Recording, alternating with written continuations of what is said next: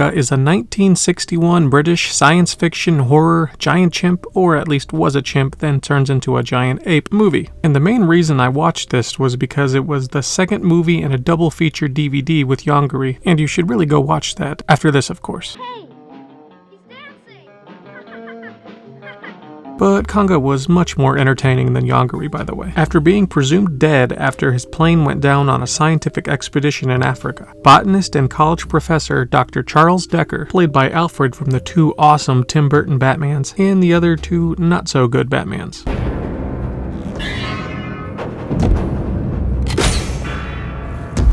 But he miraculously survived and has returned home with a chimp and some plants. And during his time in Africa, he created a growth serum from these plants, and naturally is going to test it on his little chimp buddy to some quite nefarious and equally ridiculous results. I was pleasantly surprised that this wasn't just a standard King Kong or Godzilla type ripoff where the giant monster is brought back to civilization and our boring main characters and military have to find a way to stop it. Okay, we do get that in like the last 10 minutes, but the majority of the film is more like a 60s horror thriller, and Michael Gough as Dr. Charles Decker is the sort of evil, ambitious scientist type.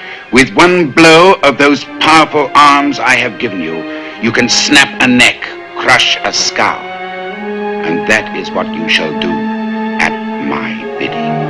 And in terms of the characters, the only noteworthy one, besides Decker himself, is his lab assistant slash sort of fiancée. She's at least somewhat interesting because she's morally conflicted about helping Decker, but goes along with it because she's in love with him. The other two supporting characters that have any impact on the story are a couple of Decker's students, but they're fairly forgettable. But that's okay, because what we're here for is the giant fake-looking gorilla. Konga is used pretty sparingly throughout, and that's probably for the best. It's pretty dumb that when he's injected with the serum, he goes from chimp to a pretty big gorilla. All things considered, the suit doesn't really look that bad, and if you're into these kind of movies, then you've definitely seen worse. There's just something ridiculous and somewhat satisfying about seeing a big gorilla strangling people indoors. Konga doesn't really become kaiju level size until like the last 10 minutes, and that's where you get the standard monster run amok scenario. Fantastic.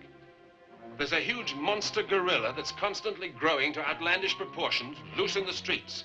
The real fun of Konga is Michael Gough's performance as Dr. Charles Decker. But Foster threatened my life's work. Thus, for a double reason, he had to be liquidated. It seems like he knew what kind of movie he was in and was just having a good time chewing some scenery and unleashing his pet gorilla monster on anyone that gets in his way. His over-the-top douchery makes this film quite watchable. It's still pretty dumb, and as a King Kong-inspired film, it kind of fails in every regard. Despite this being a production of American International Pictures, which was famous for its lower-budget, kind of schlocky B-movies, I think this is a pretty fun mad scientist monster B-movie elevated by Michael Gough's larger-than-life performance. You can't help but smile when you see things like this. Konga! Konga!